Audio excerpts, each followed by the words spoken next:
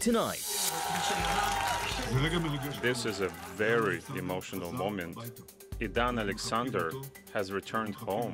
The last remaining American-Israeli hostage freed by Hamas ahead of the president's first major trip of his second administration. Why he's traveling to the region, the close ally feeling snubbed, and a goodwill gesture before leaving Washington. Plus, an economic ceasefire. We do want trade. We want more balanced trade. China and the United States agreed to a temporary pause in the ongoing trade war. And a dramatic drop in migrant crossings, in turn boosting agent morale. This is what we signed for, to protect our borders, to protect our country. All this and more tonight on Faith Nation.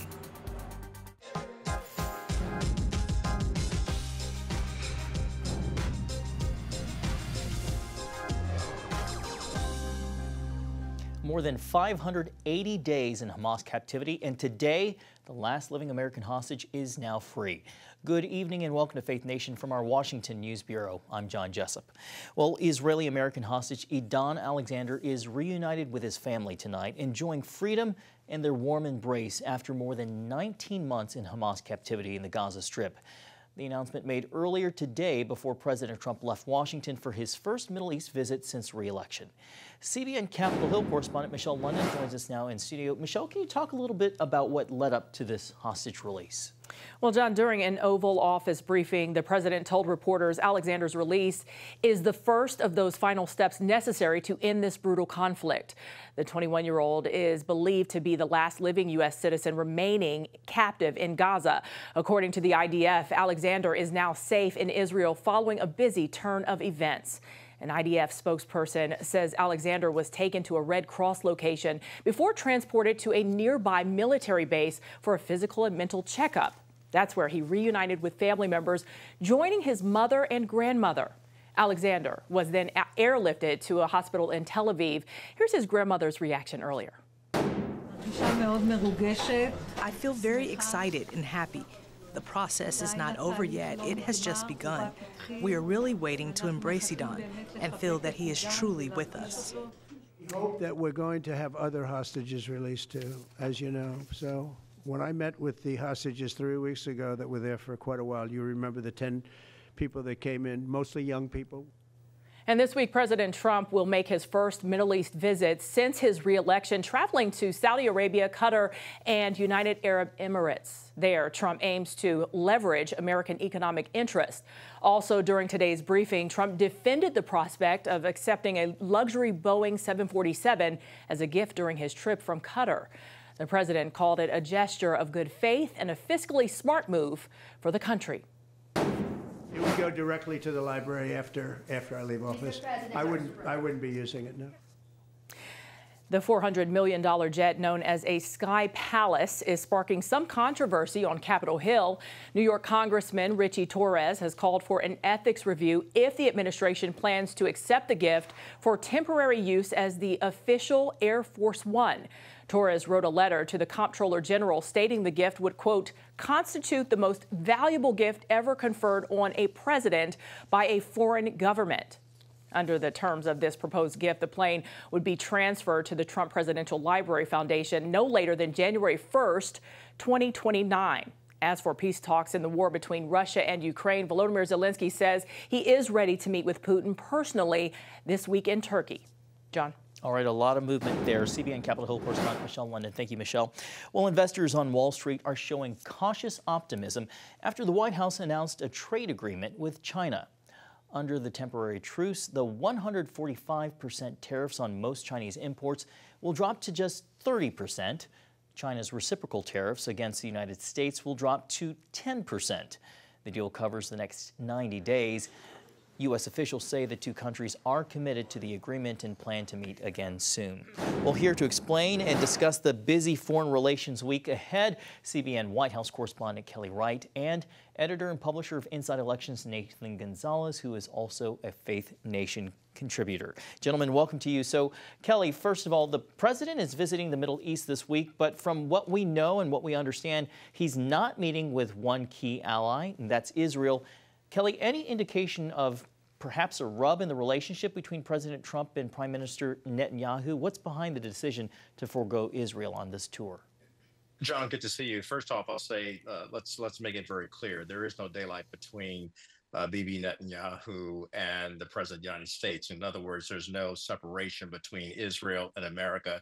The president remains totally committed to Israel, but he's reaching out to the Arab neighbors in the region to try to quell any differences in terms of how they will deal with Gaza. That will be on top of his agenda. It's one of the most important things that he'll do. To Israelis, of course, it is viewed as a snub since he's coming so close to them and not actually stepping over into Israel to actually visit there. This president is full of surprises, so I don't rule out the possibility that he may embark on some sort of trip to Israel, perhaps a surprise visit. We do not know. We do know that the U.S. ambassador to Israel, Mike Huckabee, has been very focused on doing all the work of this president. So there's no daylight between these two countries, but he does have a lot to deal with in terms of how to handle Iran, how to handle Gaza, and he knows that he needs the Arab neighbors to join in with Israel. Nathan, you just heard Kelly tick off a little bit of the president's agenda while he's in the Middle East. Can you talk about what he needs to accomplish to pull off maybe what's perceived as a win for him during this trip? I think with President Trump, it's always about deals and making deals, and you know, the best deals in the history of the world. So I think we're going to hear about some sort of deals. But we also have to remember that there's a strong financial connection between this region of the world and President Trump, or at least the Trump family and the Trump organization. There's an 80-floor Trump hotel tower in Dubai that's in the works, $2 billion investment from an Abu Dhabi firm in the cryptocurrency company that the Trump family is involved in. $5.5 billion golf course in Doha that's under development.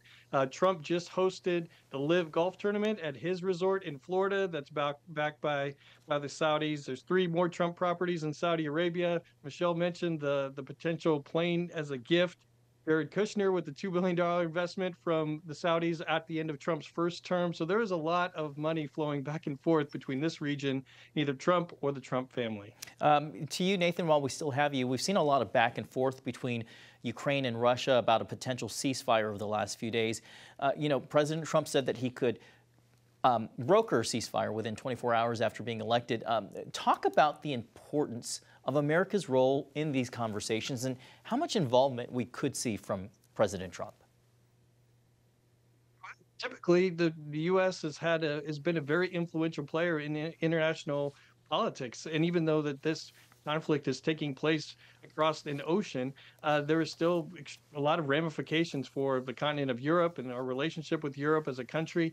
And so even though I think our role has been diminished somewhat by what is perceived by our allies or former allies and our closeness to Russia versus standing up for Ukraine, I think there is a role to play. And President Trump, you know, he said that he knows what to say to end this conflict. I think we're just waiting on him for actually to say it and get this thing to some sort of conclusion in peace. A little less than a minute left. Kelly, to you, we saw the big trade announcement this morning between the United States and China. The White House is indicating more deals might be on the table. What do you think we could see between the United States and China and maybe beyond? First, if they were seeking de-escalation, which is what Treasury Secretary Scott Bessent wanted to pursue, that has been accomplished. And within the next 90 days, we will likely see that temperament between China and the U.S. Become more tempered and more focused on how to conduct trade so that retailers in America are not affected and so that there are no more protests going on in China, which is quite a surprise to Xi. All right, gentlemen, we'll have to leave it there. Nathan Gonzalez and Kelly Wright, thank you so much for being with us tonight. Well, in other news, it's a big week ahead right here in Washington, where congressional Republicans in the House are busy ironing out the details of what President Trump is calling a big, beautiful bill. That bill would need to cover $880 billion in cuts while navigating a pathway to maintain programs like Medicaid.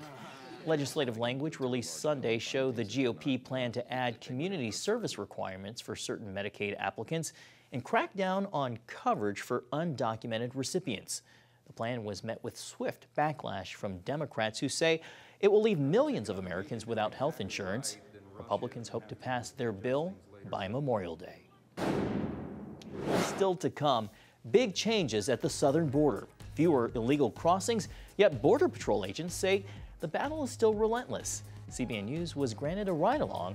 See our special report next.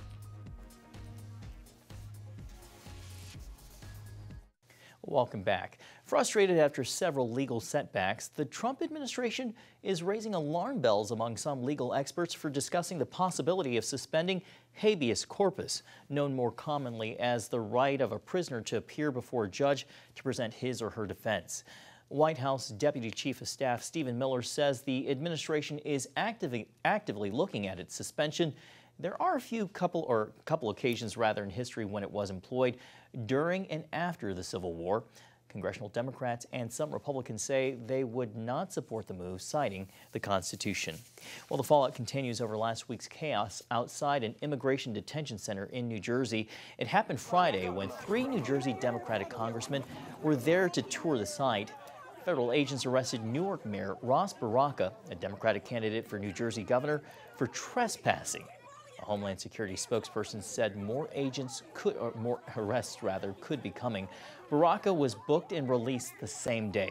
He has a court appearance scheduled for Thursday. Well, meanwhile, illegal crossings into the United States at the southern border hit record-level lows the last couple of months, according to the U.S. Customs and Border Patrol. In March, there were just over 7,000, a 95% decrease from last year. The White House celebrated it as a win, claiming it's due to a dramatic shift in policy. CBN's Paul Petit rode along with Border Patrol in El Paso, Texas, to see the impact firsthand.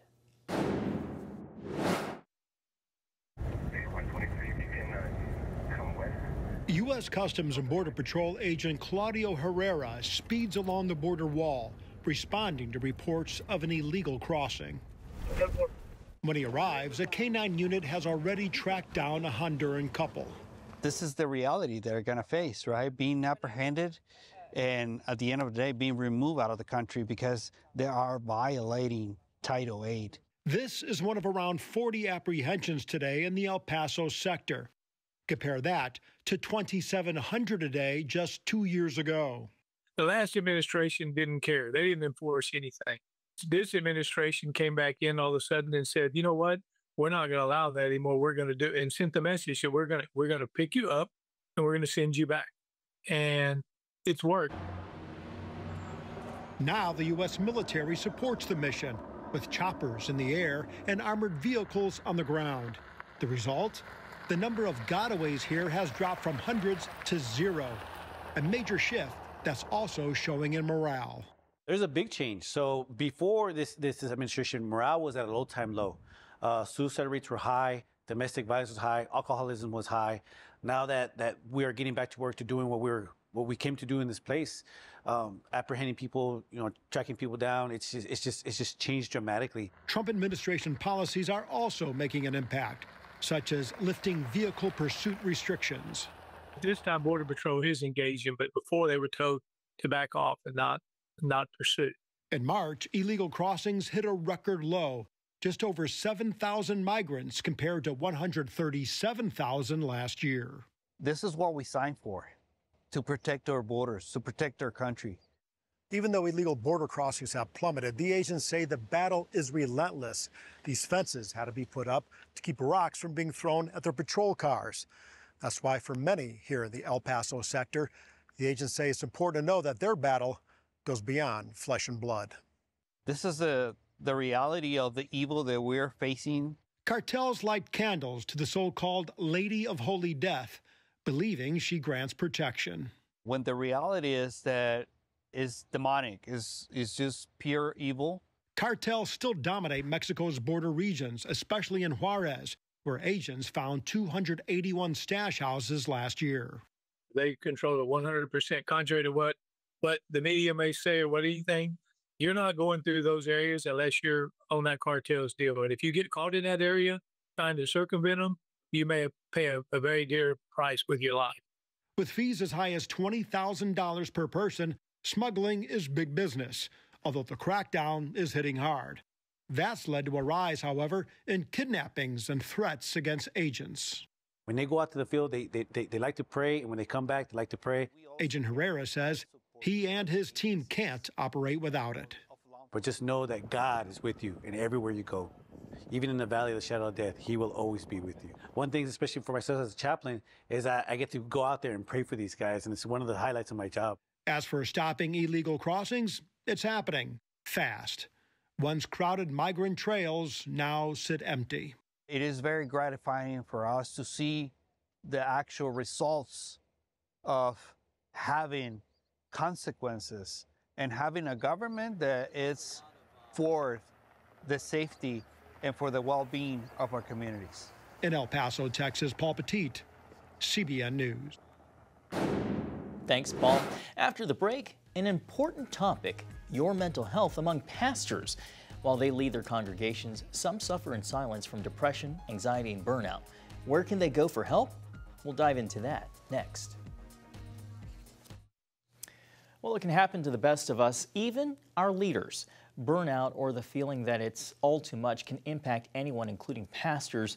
This Mental Health Awareness Month, we're shining a light on the things that cause spiritual leaders to worry and even leave the ministry, and ways to care for their spiritual and mental well-being. Well, joining me now to discuss is Mark Dance. He is the Director of Pastoral Wellness at Guidestone Financial Resources, which aims to help pastors and believers start, stay, and finish well. Dr. Dance, thanks for being with us tonight. So as we just mentioned, it's Mental Health Awareness Month. Why is this an important topic for Christians particularly to discuss? Yeah, thanks for asking that important question. It's important for Christians because Christians have a brain, right? It's part of our bodies, and so health is naturally important to everyone on the planet. And Christians believe that stewarding our heart, soul, mind, and strength is not just important, but Jesus said it's the most important commandment in the whole Bible, to love the Lord with all our heart, soul, mind, and strength. And so mental health is just a part of health. And so I love that we're talking about this today. You know, I want to hit back. We're 5 years into what was the COVID pandemic, which we experienced heated political climate and saw debates about shutdowns and social distancing that actually crept into the church, and it led to ministry burnout. One study showed that half of America's pastors said that they had considered quitting. Barna came out with a new survey, though, last year in 2024 that showed overall satisfaction among pastors trending upward. What do you attribute to that trend upward?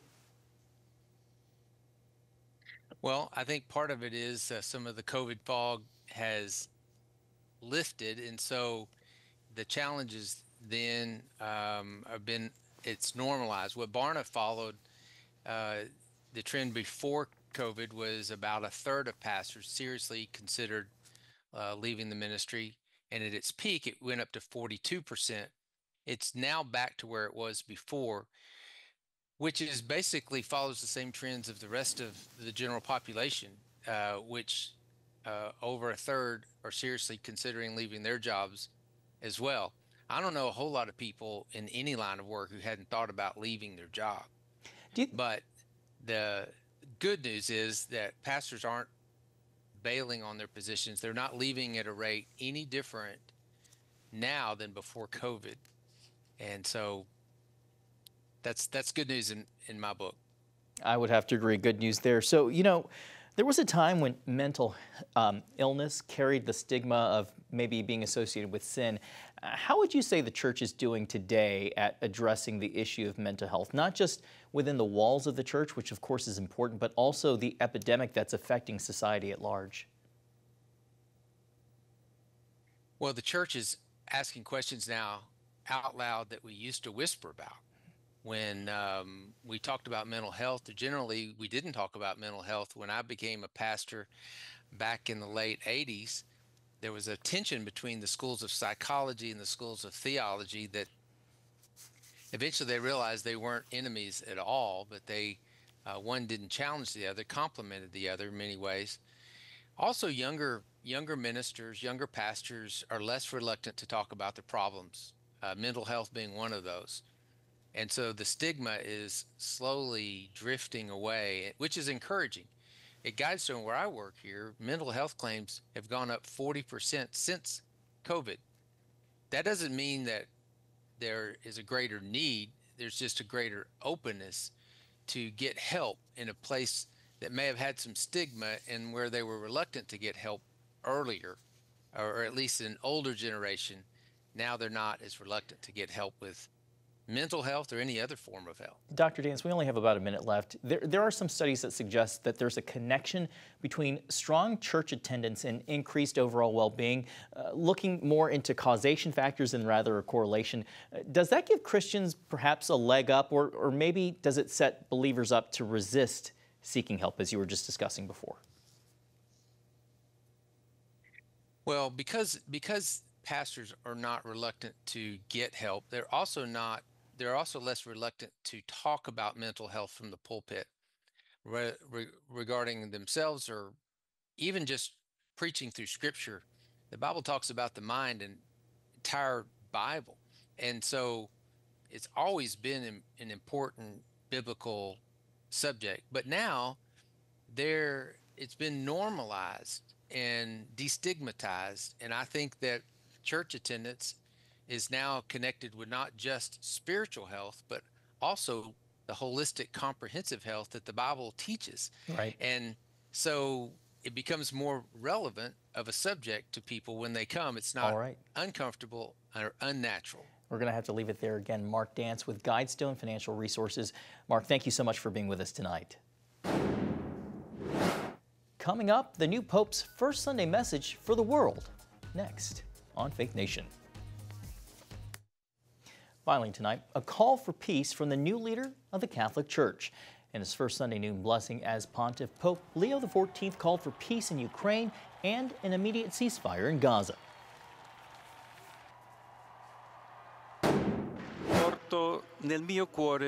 Let everything possible be done to achieve a genuine, just, and lasting peace as soon as possible. Let free all prisoners, and let children return to their families. The speech marked Leo's first appearance on the balcony of St. Peter's Basilica in Rome since his election as the first pope from the United States. Well, that is going to do it for tonight's Faith Nation. Thanks so much for being with us. We hope to see you right back here tomorrow.